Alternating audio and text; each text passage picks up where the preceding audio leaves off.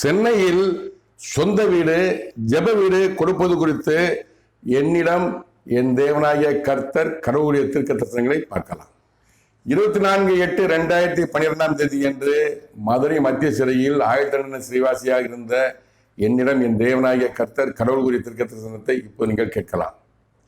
குமாரனே, என் நேசகுமாரனே, என் பிரியமான மூத்த குமாரத்திக்கு புதிய தேசத்தில் புதிய பணி கொடுத்திருக்கிறேன். அது தற்காலிகமானது. ஒரு கூடாரம் அத்தேசத்தில் வைத்திருக்கிறேன். பரிசுத்தமானது. அது உங்களுக்கு ஜபவீடாக இருக்க கடவது. குமாரனே, என் நேசகுமாரனே, என் பிரியமான மூத்த குமாரத்திக்கு புதிய தேசத்தில் புதிய பணி கொடுத்திருக்கிறேன். அது தற்காலிகமானது.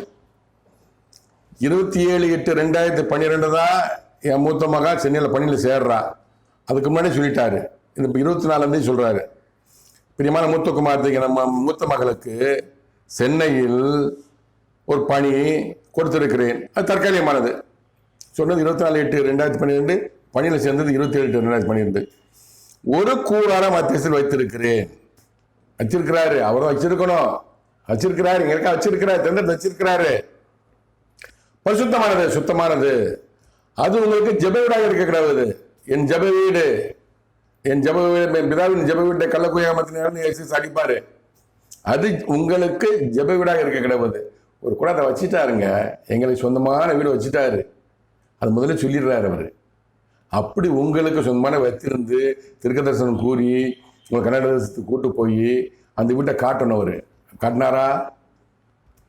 27/2/2013 அன்று உலர் மத்திய சிறையில் ஆயுதன சிறைவாசியாக இருந்த என்னிடம் பரிசுத்த ஆவியானவர், தேவனாய் கர்த்தர் பேசினாரு.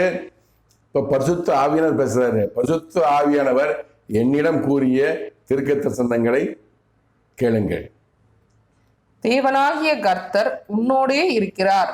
ஜனங்களுக்கு முன் உன்னை அதிகாரம் உள்ளவனாக வல்லமை உள்ளவனாக அழைத்து செல்வார்.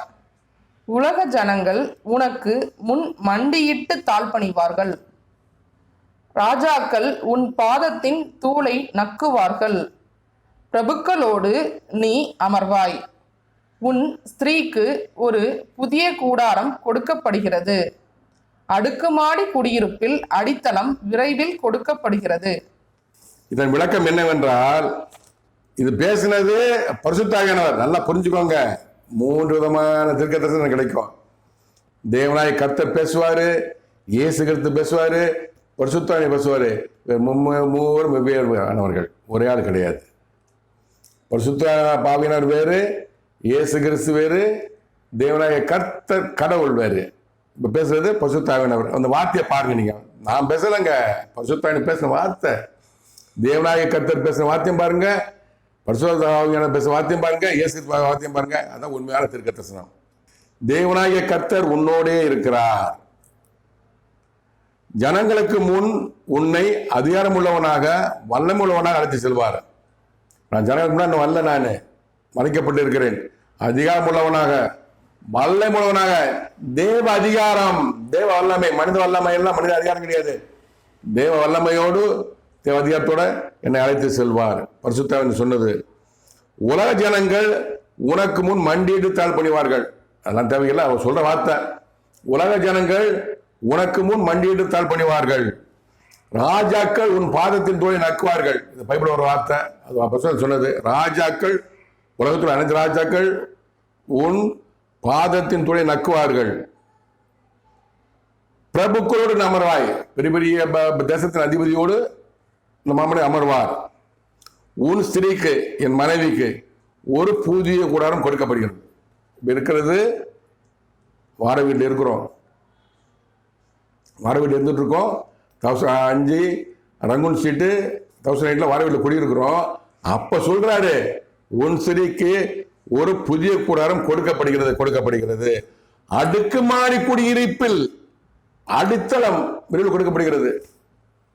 நாங்க குடியிருக்கக்கூடிய வீட்டை இது சொன்னது 27/2/2013. நாங்க சொந்த வீடு வாங்கினது 3/3/2014. ஒரு வருஷத்துக்கு முன்பாகவே அவர் சொல்றாரு, நான் இருக்கிற வீடு, இந்த ஒளிபரப்பு பண்ணக்கூடிய வீடு அடுக்குமாடி குடியிருப்பில் அடித்தளம். அதை பார்க்கிறாங்க கடவுள். எனக்கு அப்படியே ஆச்சரியமா இருந்தது. வீடு வாங்குறதுக்கு வசந்த பார்க்கறேன் நான், வீடு வாங்க பார்க்கறேன், வசந்தத்தை பார்க்கறேன் நான். அடுக்குமாடி குடியிருப்பில் அடித்தளம். நாங்க இருக்கிறது 4 மாடி வீடு. சென்னை ஆவடியில் இருக்கிறோம் நாங்க. 4 மாடி வீட்டுல கீழே ஃபர்ஸ்ட் ஃப்ளோர்ல இருக்கோம் நாங்க. Ground floor car parking. First floor அடுக்குமாடி குடியிருப்பில் அடித்தளம் வைத்திருக்கிறேன். தீர்க்க தரிசனம். இது தாங்க தீர்க்க தரிசனம். இதை மாதிரி யாரிடமாவது சொல்லியிருந்தா சொல்லுங்கள். அடுக்குமாடி குடியிருப்பில் அடித்தளம் விரைவில் கொடுக்கப்படுது. இந்த வீட்டை தேர்ந்தெடுத்துட்டாரு.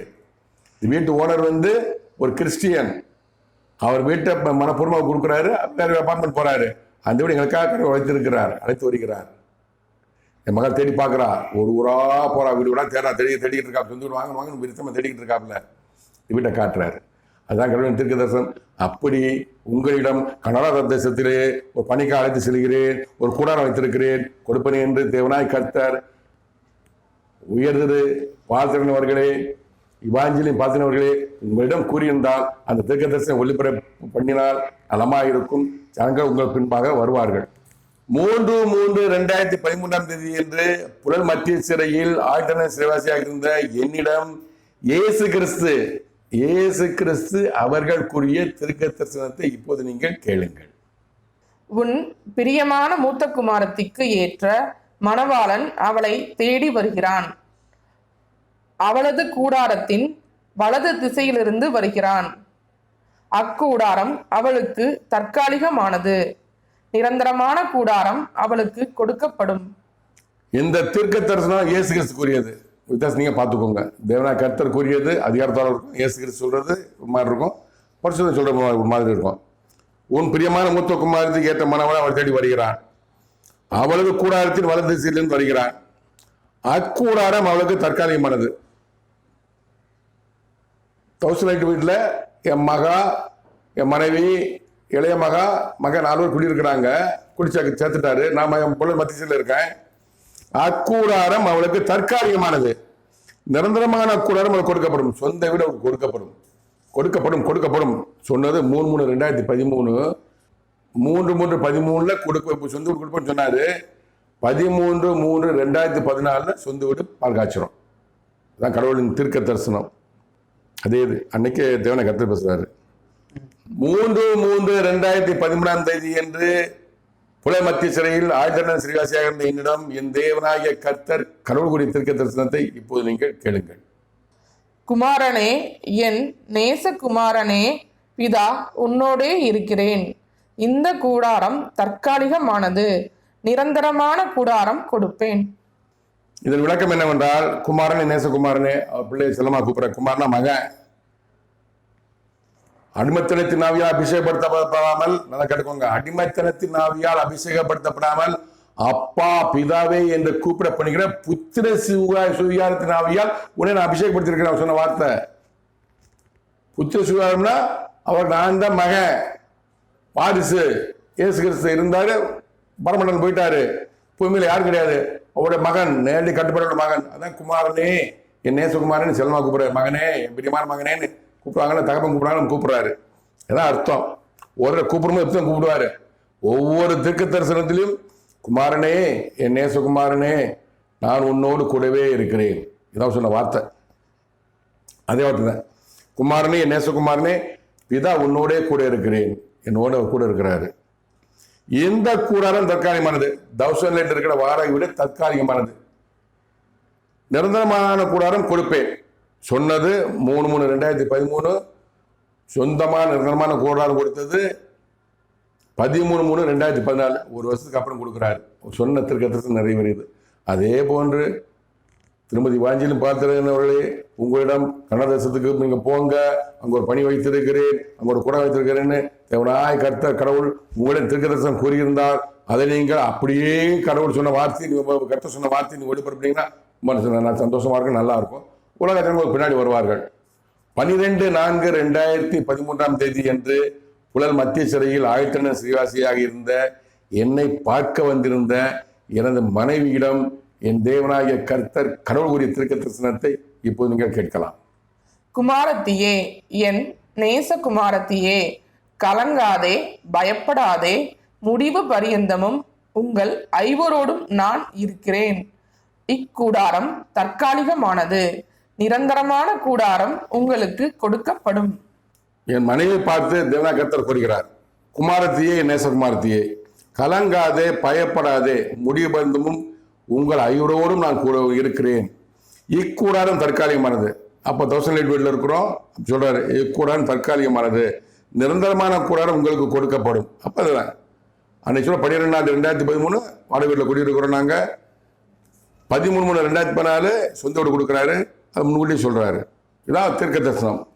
2/5/2013 என்று புலன் மத்திய சிறையில் ஆயக்கண்ண சிறைவாசியாக இருந்த என்னிடம் என் தேவனாகிய கர்த்தர் கடவுள் கூறிய தீர்க்க தரிசனத்தை இப்போது நீங்கள் கேளுங்கள்.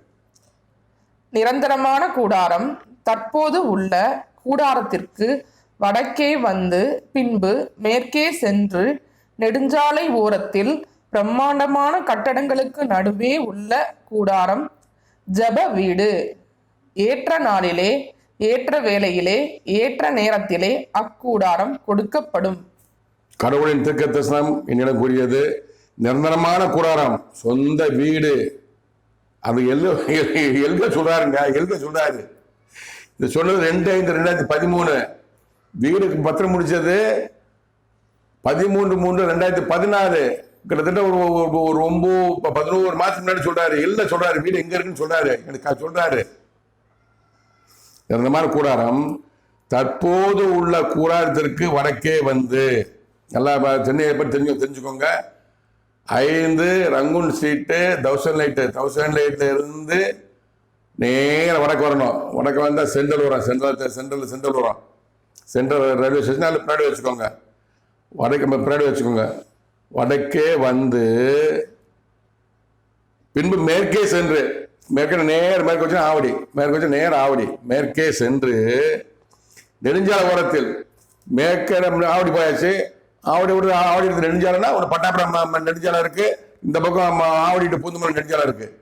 பட்டாபுரம் கிடையாது, ஆவடி டு பூந்தமல்லி உள்ள நெடுஞ்சாலை ஓரத்தில் பிரமாண்டமான கட்டடம், நிறைய கட்டடங்கள் இருக்கு. ஆவடி டு பூந்தமல்லி நெடுஞ்சாலையில நிறைய அபார்ட்மெண்ட் இருக்கு. நியூரி இருக்கு, சாந்தா டவர் இருக்கு, கேப் இண்டஸ்ட்ரி இருக்கு.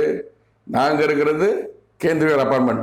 கேந்திர அபார்ட்மெண்ட்ல நிறைய வீடு, 522 வீடு இருக்கு. 4 மாடி கட்டடம் தான். கேந்திர ஒரு வீடு, பிரமாண்டமான கட்டடங்களுக்கு நடுவே உள்ள ஒரு கூடாரம், ஜெப வீடு சொல்லிட்டாரு. இதுக்கு முன்னாடி சொல்லுங்க சொன்னாரு, அடுக்குமாடி குடியிருப்பில் அடித்தளம். சொந்த வீடு தங்கி வீடு கொடுக்குறோம். அடுக்குமாடி குடியிருப்பில் அடித்தளம், ஃபர்ஸ்ட் ஃப்ளோரு, பிரமாண்டமான கட்டடங்களுக்கு நடுவே ஜெப வீடு. ஏற்ற நாடியிலே, ஏற்ற வேளையிலே, ஏற்ற நேரத்திலே அக்கூடாரம் கொடுக்கப்படும். ரங்கூன் ஸ்ட்ரீட்ல இருந்து இங்க வர்ற எல்லையா சொல்லிட்டாரு, இந்த வீடு கொடுக்குன்னு சொல்லிட்டாரு. அதுக்கப்புறம் மகா தேடி அலைஞ்சு போய் வீட்டை கண்டுபிடிச்சு இந்த வீட்டை காட்டினாரு. அது ஒரு கிறிஸ்தவர் குடியிருந்த வீடு, பேச்சுலர் இருந்தவர். அவருக்கு வயசான வீட்டை கிளம்பி போயிட்டாரு. கூட சந்தோஷமா கொடுத்தாரு எங்களுக்கு. இப்படித்தாங்க கட்ட வீடு கொடுப்பாரு, பணியை கொடுப்பாரு, ஒரு ஊரை கொடுப்பாரு.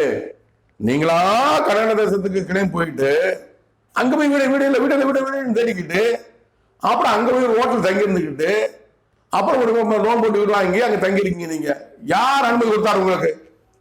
உங்க சுயநலம், உங்க சுயநலத்துக்காக தமிழ்நாட்டிலாம் சம்பாதிச்ச போதும், இந்தியாவில் சம்பாதிச்ச போதும், அங்க சம்பாதிக்க போனது நீங்க. நெஞ்ச தொட்டுச்சுக்கோங்க. நீங்க பார்த்துக்கிறவர்களே, வஞ்சன் பார்த்துக்கிறவர்களே, மனைவி அவர்களை எல்லாம் நெஞ்ச தொட்டுக்கோங்க. நீங்க மனசாட்சி நடந்து கொள்ளுங்க. தேவன் பார்த்து கொண்டு இருக்கிறார். உங்கள் இயேசு கிறிஸ்து அல்ல, அவருக்கு மேல இருக்க பிதா. ஏசப்பா ஏமாத்துறீங்க நீங்க. பிதாவாகிய தேவனாய கர்த்தர் பரமண்டலத்தில் அதிகாரம் படுத்தவர். இயேசு கிறிஸ்து பூமிக்கு வந்தார்.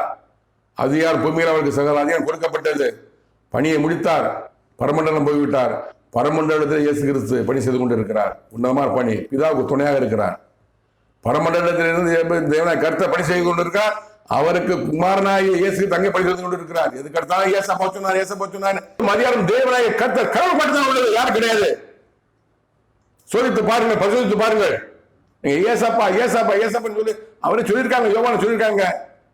என் நாமத்தினாலே பேய் ஓட்டணும், பிசாசு ஓட்டணும், அது சொல்லாதீங்கப்பா, என் கூட வராதப்பா சொல்றாரா இல்லையா? வாசி பாருங்க, யோவான வசந்த வாசி பாருங்க. நீங்க எதுக்கதான் ஏசப்பா அவங்க பலி போட்டுருது.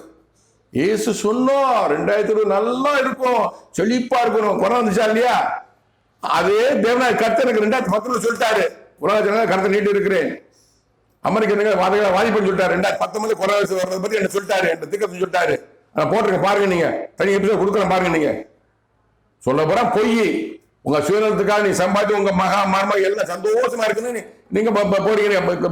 கர்த்தர் சொல்லாதீங்க. நீங்க தேவனாய் கர்த்தர் நாமத்தினால சொல்ல, கர்த்தர் கிருபை செய்யறான்னு சொல்ல ஏமாத்தாதீங்க. நீங்க நாங்க போன கனடா போனோம், வீடு கிடைக்கல, ஒரு ரோட்ல தங்கிருந்தோம், ஒரு வீடு கிடைச்சது, வீடு லோன் போட்டு வாங்க சொல்லி போயிட்டே இருக்கீங்க.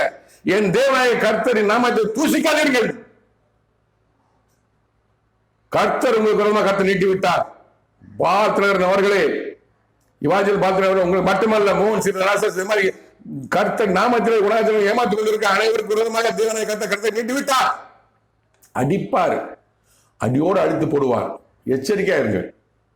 நான் உங்களுக்கு எச்சரிக்கிறேன். நான் சாதாரண ஒரு இந்து குடும்பத்தை சேர்ந்தவன். நான் எனக்கு இயேச பத்தி தான் தெரியும், தேவனை பத்தி தெரியாது. மரியாதை பத்தி தெரியும். மாதாவே ஏசப்பா கும்பிட்டு பழக்க. நான் கர்த்தர் 2008 வர்றேன். நான் எப்போ வந்தேன்? திரு பாத்திரன் அவர்களே, 20/2/2008 நான் கர்த்தருக்கு வந்த நாள், மதுரை மத்திய சிறையில் 28/2008 20/2/2008 மதுரை மத்திய சிறையில் நான் இருந்த போது கர்த்தருக்கு வந்த நாள் நான் குறித்து வச்சிருக்கிறேன். அந்த நாள் உங்களுக்கு ஞாபகம் இருக்கும். உங்கள் தகப்பனார் இறந்த தேதி நீங்க மறக்க மாட்டீர்கள். அந்த நாள் நான் கர்த்தர் அழைக்கப்பட்டவன். நான் நீ சம்பாதிங்க, எப்படி ஏமாத்துங்க. தேவனாய கர்த்தர் நாமத்தை தூசிக்காதீங்க. கர்த்தர் சொன்னா கர்த்தர் செய்தான்னு சொல்லாதீங்க. இயேசு கிறிஸ்து அவருக்கு இங்க பூமியில பவர் கிடையாது, அவர் பரமண்டத்தில் பவர் இருக்கு. பரமண்டலத்திலே இருந்து தந்தை மகனும் பூமி ஆட்சி செய்து கொண்டிருக்கிறார்கள். தமது தூதர்களும் சேனைகளும் ஆட்சி செய்து கொண்டிருக்கிறார்கள். அதே மாதிரி பேசாதீர்கள். அனைத்து பிரசங்கிகளுக்கும் அனைத்து கிறிஸ்தவ போராட்டங்களுக்கும் சொல்றேன் நான், ஏசப்பா ஏசப்பா ஏமாத்தாதீங்க, மாதா மாதா ஏமாத்தாதீங்க. நீங்க சகல அதிகாரம் படைத்தவர், இந்த உலகத்தை படைத்தவர் தேவனாய கர்த்தர் கடவுள் அங்க இருக்கிறார். தன் ஒரே பரம குமாரனை பூமிக்கு அனுப்பினார் தன் பணி செய்ய. பணி முடிந்தது, மேலே அழைத்துக் கொண்டார். முகவனை பூமிக்கு அனுப்பினார். அவர்தான் இறைவன் அல்ல, அவர்தான் பிதாவாகிய தேவனாய கர்த்தர், யெகோவா என்ற நாமம் கொண்ட தேவனாய கர்த்தர். முகவனை பூமிக்கு அனுப்பினார், ஒரு பணியை செய்தார், அவர் அழைத்துக் கொண்டார். இப்போது என்ன அனுப்பியிருக்கிறார்? பொறுத்திருந்து பாருங்கள். இந்த மாமனிதனை இன்னும் வெளிச்சத்துக்கு கொண்டு வரல. 30 வயசு வரைக்கும் இயேசு கிறிஸ்து வெளிச்சத்துக்கு கொண்டு வரல. 40 வயசு வரைக்கும் முகமது நபியை வெளிச்சத்துக்கு கொண்டு வரல. 40 வயசு வரைக்கும் மோசே வெளிச்சத்துக்கு கொண்டு வரல. 40 வயசுக்கு அப்புறம் தான் மோசே வெளிச்சத்துக்கு வந்தார், தேவனாய் கர்த்தரால் வந்தார். 30 வயசுக்கு அப்புறம் தான் இயேசு கிறிஸ்து வெளிச்சத்துக்கு வந்தார், பிரபலமானார், பிரகாசமானார் தேவனாய் கர்த்தரால். 40 வயசுக்கு பின்பாகத்தான் வகி இறங்கியது என்று முகமது அவருடைய வரலாறை படித்திருக்கிறேன், சொல்லப்பட்டிருக்கிறது. 40 வயசு மேல என்னை அதை மாதிரி தான் அழைத்தார். 40 வயசு செய்யாத குற்றத்துக்கு கொலை கொடுத்ததுக்காக ஒரு வெளியேற்றினார். 20/2/2008 முதல் என்னை அழைத்தார். இப்போது வரைக்கும் நான் கற்றுக்கொள்ள இருக்கிறேன். ஒவ்வொரு வார்த்தையும் என் வார்த்தைகள் அல்ல, அவர் சொல்லுகிறார், அவர் நடத்துகிறார். என் மகளுக்கு திருமணம் நடக்கவில்லை, மகனுக்கு ஒரு பணி இல்லை, இந்த பணி தான் செய்து கொண்டு இருக்கிறார். அங்கே சாப்பாடு யாருக்கும் கையேந்திரனாங்க. என் மூத்த மகன் சம்பாதிக்கிறார், அவருடைய மாத வருமானம் எனக்கு கருத்த பென்ஷன் கொடுத்துருக்கார். அந்த பென்ஷன் 12 ஆண்டு சிறைக்கு சென்ற பிறகு எனக்கு ஒரு கருத்த பென்ஷன் கொடுத்துருக்க, ஒரு மூலமாக கொடுத்துருக்கிறார். மகன் இந்த எப்படி செஞ்சு விடுறாங்க, இந்த வருமானம் கிடையாது, நாங்கள் யார்ட்டும் பணம் கேட்கறது கிடையாது, கேட்க மாட்டோம். எங்கள் உயிரே போனாலும் அடுத்த பணத்தை நாங்கள் வாழ மாட்டோம். அது என்னுடைய இயல்பான குணம், பிறவிலே என்னோட குணம். அடுத்த பொருளுக்கு ஆசைப்பட மாட்டேன் நான். நீங்க எல்லாம் ஆசைப்பட்டு நீங்க ஆசைப்படுங்க, நீங்க ஏமாத்துங்க, போய் சொல்லுங்க, ஃப்ராட் பண்ணுங்க, நான் கவலைப்பட மாட்டேன். ஏன் தேவனாய கர்த்தர் நாமத்தை வீணில் வாங்காதீர்கள். கர்த்தர் கிருபை செய்தது என்று போய் சொல்லாதீர்கள். என் தேவநாமத்தை சொன்னாலும் போறால் என்னுடைய இயேசு கிறிஸ்து எனக்கு முன்பு இந்த பூமிக்கு வந்து பணி செய்துவிட்டு சென்றவர் பணமட்டத்தில் இருக்கிறார். அவர் நாமத்தையும் வீணா வாங்காதீங்க. எல்லா போதர்களுக்கும், எல்லா பிரசங்கிகளுக்கும், எல்லா திருக்கதரிசிகளுக்கும் எச்சரிக்கையாக சொல்றேன். நிச்சயம் பிதாவை தவறான கர்த்தரும் இயேசு கிறிஸ்துவும் அடிப்பார், வாங்கிக் கொள்ளுங்கள். 5/12/2013 என்று புலர் மத்திய சிறையில் ஆயத்தன சிறைவாசியாக நான் இருந்தபோது என்னை என் மனைவி பார்க்க வந்திருந்தாள். அப்பொழுது அந்த மனு பார்க்குற ரூமில் அவள் என்கிட்ட பேசுகிறான். என்ன சொல்கிறான்? அவடியில் நானும் மூத்த மகனும் சென்று ஒரு வீடு பார்த்துருக்கிறோம் என்று சொல்லி கொண்டிருக்கும் போதே பரிசுத்த ஆவியானவர் எனக்குள்ள வல்லமையாக இறங்குகிறார், தேவபாஷையில் பேசுகிறார். பரிசுத்த ஆவியானவர் தீர்க்கதரிசனம் கூறுகிறார். அதை இப்போது ஒளிபரப்பு செய்கிறேன், கேளுங்கள். உனக்கு என்று ஓர் தேசம் ஜனம் கொடுப்பேன். அந்த தேசத்திலே உன்னை உயர்த்துவேன், பிரகாசிக்க பண்ணுவேன், உயர்ந்த அடைக்கலத்திலே வைப்பேன் என்று சொன்ன தேவனாகிய கர்த்தர் உனக்கு ஒரு கூடாரம் கொடுக்காமல் இருப்பாரோ? உனக்கு ஒரு புதிய கூடாரம் கொடுக்கப்படுகிறது. இதன் விளக்கம் என்னவென்றால், உனக்கு என்று ஓர் தேசம் ஜனம் கொடுப்பேன், அந்த தேசத்திலே உன்னை உயர்த்துவேன், பிரகாசிக்க பண்ணுவேன், உயர்ந்த அடைக்கலத்தில் வைப்பேன் என்று சொன்ன தேவனாய் கர்த்தர். இது சொல்றது யாரு? பரிசுத்த ஆவியானவர். இது தீர்க்க தரிசனம் தான், அறியாமலே இங்க வந்து ஒரு வார்த்தை. இப்படிலாம் சொன்ன, உனக்கு என்று ஒரு தேசம் ஜனம் கொடுப்பேன், அந்த தேசத்திலே உன்னை உயர்த்துவேன், பிரகாசிக்க பண்ணுவேன், உயர்ந்த அடைக்கலத்தில் வைப்பேன் என்ற சொன்ன தேவனாகிய கர்த்தர் உனக்கு ஒரு கூடாரம் கொடுக்காமல் இருப்பாரோ? பர்த்தர் சொல்றாரு, உனக்கு இப்படிலாம் சொன்னாரப்பா சிவமூர்த்தி, உனக்கு ஒரு தேவனாகிய கர்த்தர் ஒரு கூடாரம் கொடுக்காமல் இருப்பாரோ? உனக்கு ஒரு புதிய கூடாரம் கொடுக்கப்படுகிறது. இது தேவனாகிய கர்த்தர் வார்த்தை. நீங்க பரிசுத்து பாருங்க, கிறிஸ்தவர் யாரான நம்பரே பரிசுத்து பாருங்க. தேவனாகிய கர்த்தர் நீங்க சொன்ன தரிசனம் அது மோடா வார்த்தைகள். இயேசு கிறிஸ்து சொன்ன தீர்க்க தரிசனம், அந்த மோடா வார்த்தை எப்படி அந்த வார்த்தை வருகிறது, பரிசுத்த என்ன சொல்ல தீர்க்க தரிசனம் எப்படி வந்து பாருங்க. 3 பேர் பேச தீர்க்க தரிசனம் போட்டிருக்கேன் பாருங்க. ஒரு புதிய கூடாரம் கொடுக்காம போறோம், கொடுத்தாரு. சொன்னது 5/12/2013 மனைவியும் மூத்த மகனும் ஒரு கூடாரத்தை பார்த்தாங்க, லீவில் வர கூடாரத்தை கொடுத்தாரு. இந்த 7 தீர்க்க தரிசனங்களிலும் நான் சொல்லக்கூடிய என்னன்னா, எல்லாமே என் தேவனாகிய கர்த்தர் கடவுள் நடத்துகிறான். மதுரை மத்திய இருக்கிற நானு என் பிள்ளை ஒவ்வொரு அங்கே மதுரை படிச்சுக்கிட்டு இருக்கு. அங்கிருந்து எல்லாத்தையும் சென்னை கூட்டு வரணும், என்ன செய்யலாம்? மூத்த குமாரத்துக்கு எம்சிஏ படித்து கொண்டு இருக்கும்போது பணியை கொடுக்குறாரு. அந்த பணி சென்னையில் போஸ்டிங் கிடைக்குது. அந்த போஸ்டிங் கிடைக்கும், அங்கே கூட்டு சென்னைக்கு மூத்தமா வர்றான். அதுக்கப்புறம் என் மனைவி வர்றாப்புல. அப்புறம் நான் புலர் மத்திய சிறைக்கு நான் வந்துடுறேன், ட்ரான்ஸ்ஃபர் மகளை வச்சு ட்ரான்ஸ்ஃபர் வந்துடுறேன் நான். அதுக்கப்புறம் என் இளைய மகன் வர்றேன், மகன் அங்கேருந்து வர்றேன், படித்து முடிச்சு எல்லாம் இங்கே சென்னைக்கு வந்துடுறேன். வாடகை வீடுலேருந்து சொந்த வீடு கொடுக்குற பற்றி பேசுகிறேன், எல்லாம் திருக்கசன் போட்டேன் நான். சொந்த வீடு எப்படி கொடுத்தார்? பணம் எங்கே? என் மகள் பணி செய்து கொண்டு இருக்கிறார், சம்பளம் வாங்குறார், சாப்பிட்டுட்டு இருக்கிறோம் நாங்கள். ஏன்ட்ட நான் சிறையில் இருக்கிறேன். நான் 10 வருஷமா 2016 2000 சிறையில் இருக்கேன். நான் ஒரு அற்புதம் செய்தா, பணம் வேணும், பணத்துக்கு என்ன செய்ய? நான் 28/10/2001 மம்சாரம் ஒரு கொலை நடக்குது. நான் கஷ்டப்பட்டு கட்டின வீட்டை விட்டு 28/10/2001 வெளியே வர்றேன். வீட்டு போக முடியல நான். அப்புறம் குறைஞ்ச விலைக்கு வீட்டு வித்துறோம். நம்ம வந்துட்டு 2001 16,000 பல இடங்கள் தங்கி வாடகை குடியிருக்கிறோம். 16,000 2006 சிறைக்குள்ள போறேன் நான். 2003 என்ன சஸ்பெண்ட் பண்றாங்க. சஸ்பெண்ட் பண்ண பிழைப்பூதியம் கொடுக்குறாங்க, சம்பளத்தில் 3/4 சம்பளம் கொடுப்பாங்க, பிழைப்பூதியம் கொடுத்துட்டு இருக்காங்க. 16,000 2006 சிறைக்கு போனோடனே அது கிடைக்கல. என்ன சிறை போன கிடைக்காதுன்னு நான் விட்டுட்டேன். நான் முயற்சி பண்ணல, விட்டுட்டேன். நான் யாரும் எனக்கு கைட் பண்ணல. மதுரையில் 6 வருஷம் வாழ்ந்துருக்கேன். நான் எனக்கு பணம் எதுவும் கிடைக்காது, விட்டுட்டேன். நான் அதுக்கப்புறம் சென்னைக்கு போறேன். அங்க சென்னை புலர் மத்திய சிலை இருக்கும்போது 2 பேங்க் மேனேஜர் உள்ள அரசா இருக்குள்ள இருக்காங்க, கூட இருக்காங்க, ஏ கிளாஸ்ல இருக்காங்க. அவங்க சொல்றாங்க, சார் என்ன சார் நீங்க உங்க சஸ்பெண்ட்ல இருந்து டிஸ்மிஸ் பண்ற வரைக்கும் 3/4 சம்பளம் கொடுக்கணும் சார் சொல்றாங்க. சிறைக்குள்ள இருந்தால் வீட்டுக்கு 3/4 சம்பளம் கொடுக்கணும்னு சொல்றாங்க. அதுக்கப்புறம் நான் எழுதி போறேன். நான் ஒரு ஜியோ மென்ஷன் பண்றாங்க, எழுதி போடுறேன். அந்த பணம் தான் எனக்கு வருகிறது. 18 லட்சத்து சம்திங் எனக்கு வருகிறது. அரியர் பணம் எல்லாம் சேர்த்து 16/6/2006 இருந்து 9/3/2013 டிஸ்மிஸ் பண்றாங்க. அது வரைக்கும் அரியர் பணமா வருகிறது. 12 லட்சம் ரூபாய் வருகிறது. 12 லட்சம் கடவுள் கொடுக்குறாரு. ஆரம்பத்திலேயே அந்த சப்சிடான்ஸ் பிழைப்பதும் சொல்லுவாங்க. சப்சிடான்ஸ் கொடுத்துருந்தா வீட்டு செலவு பண்ணி முடிச்சு காலி பண்ணியிருப்பாங்க. ஒரு கூடாரத்தை காலி பண்ணிடுறாங்க. எனக்கு கூடாரத்தை விட்டு வெளியேற்றினாரு, கூடாரத்தை விற்க வைத்தார், குறைஞ்ச ரேட்டு விற்க வைத்தாரு. ஒரு கூடாரம் கொடுக்கணுமா இல்லையா, 2 கொடுக்கணுமா இல்லையா? 1.25 சென்ட் வீடு கட்டியிருந்தேன் நான், சொந்த வீடு. அதை வித்துட்டு வந்தேன் நான். 2.25 சென்ட்ல ஒரு கூடாரம் கொடுக்கிறார். அதற்கு பணம் தான் அந்த அரியர் பணம். அரியர் பணம் பல முயற்சிகள் இடையா பல நல்லவர்கள் எனக்கு உதவி செஞ்சு கர்த்தரின் கிருபையால் எனக்கு பணம் கிடைக்குது. அந்த பணத்தை வச்சு தான் அட்வான்ஸுக்கு வீடு ரெடி பண்றோம். 2 லட்சம் ரூபாய் என்னுடைய ஜிபே பணம் வச்சு அதை வச்சு அட்வான்ஸ் கொடுக்குறேன். மொத்தமாக அட்வான்ஸ் கொடுக்குறா. இந்த 12 லட்சம் வருகிறது. கொஞ்சம் மேற்கொண்டு பணம் தோப்பிக்கிறது. வீடு 33 லட்சம் பணம் 17 லட்சம் வந்துடும். 35 லட்சம் தோப்படுது. அதுக்கு 16 லட்சம் ரூபாய் கனரா வங்கியில் என் மகள் கடன் வாங்குகிறாள். என் நண்பன் ஒருவன் என்னோட அக்ரி காலேஜில் படிக்கும்போது எனக்கு ஜூனியராக இருந்த மணிமாறன் என்ற ஒரு நல்ல மனிதர், அவர் எனக்கு உதவி செய்து கனரா பகல் அவர் பெரிய அதிகாரியாக இருக்கிறார், உதவி செய்து என் மகளுக்கு லோன் கிடைக்க செய்கிறார். 16 லட்சம், இது ஒரு 12 லட்சம் எல்லாம் சேர்த்து வீட்டை முடிக்கிறோம். இப்படித்தான் நாங்கள் வீடு வாங்கினோம்.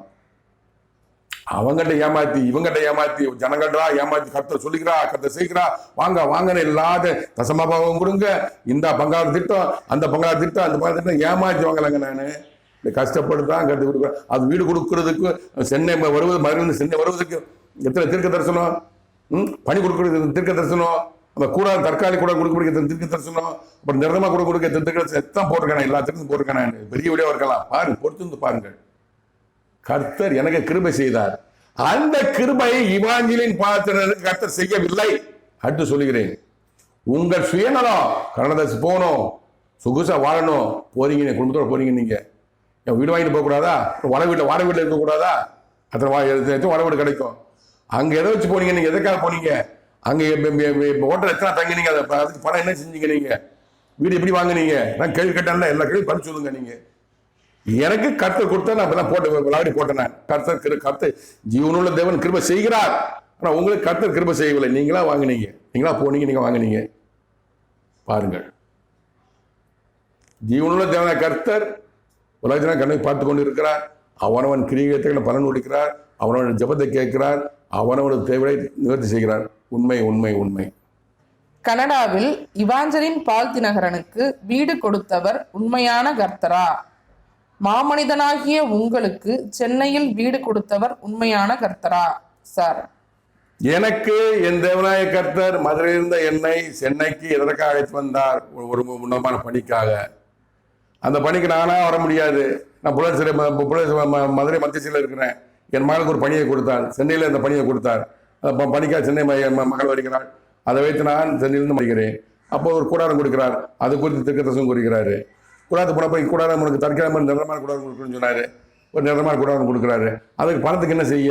எனக்கு வராத ஒரு அரியரை பணம் கொடுக்க வைக்கிறாரு, லோன் கிடைக்க வைக்கிறாரு, வீடு வாங்குகிறோம்.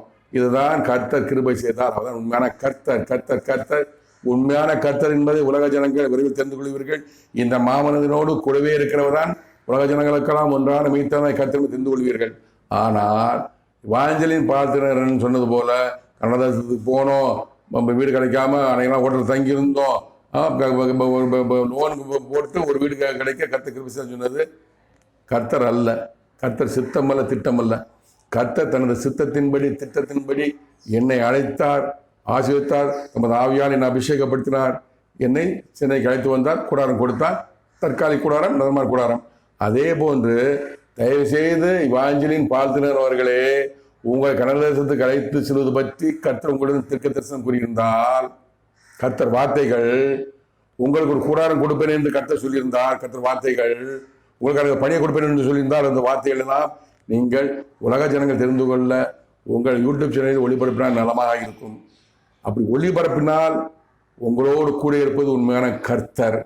அப்படி நீங்கள் ஒளிபரப்ப தவறினால் உலக ஜனங்களே, இந்திய ஜனங்களே, தமிழ்நாடு ஜனங்களே தெரிந்து கொள்ளுங்கள், இவாஞ்சலின் பார்த்தினர்களோடும் இருப்பது உண்மையான கர்த்தர் அல்ல. நான் உறுதியாக கூறுகிறேன். நன்றி, வணக்கம் சார். நன்றி, வணக்கம்மா. உலக ஜனங்களே, நான் ஏன் எப்படி பேசுறேன்? நான் எதுக்காக பேசுறேன்? நான் உன் தேவனாய கர்த்தர் நாமத்தை வினி வழங்காதிருப்பாயாக 10 கட்டளைகள். அந்த கட்டளை முக்கியமான கட்டளை, உன் தேவனாய கர்த்தர் நாமத்தை வினி வழங்காதிருப்பாய். அந்த வார்த்தைக்காக பேசுறேன். நான் எதை எடுத்தால் எதை செஞ்சாலும் கர்த்தர் சொன்னார், இயேசு சொன்னார், ஆண்டவர் சொன்னான்னு சொல்லி அப்படின்னு பழிய போட்டுருந்தாங்க எல்லாருமே.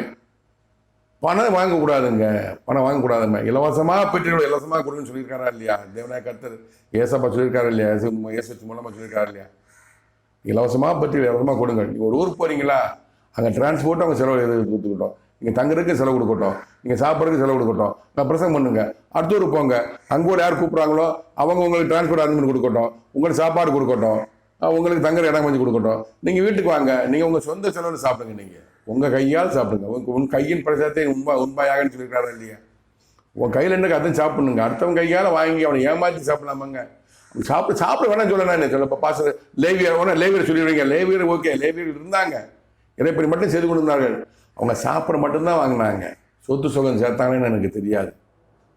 சாப்பாட்டுக்கு வாங்கிக்கோங்க. நீங்கள் உங்களுக்கு சர்ச்சில் வீடு கொடுத்துருப்பாங்க, உங்கள் சாப்பாடு உங்கள் தேவையில்லாம நீங்கள் சொகுசாக காரில் போக, நீங்கள் ஜெட்டில் போக, நீங்கள் ஃபாரின் போக, சொகுசு வாழ்க்கை வாழ, பெரிய பிரமாணமான பில்டிங் கட்ட, நீங்கள் காலேஜ் கட்ட, நீங்கள் டிவி சேனல் ஆரம்பிக்க, நீங்கள் சொத்து சம்பாதிக்கவாங்க. கர்த்தர் இருக்கிறாரு.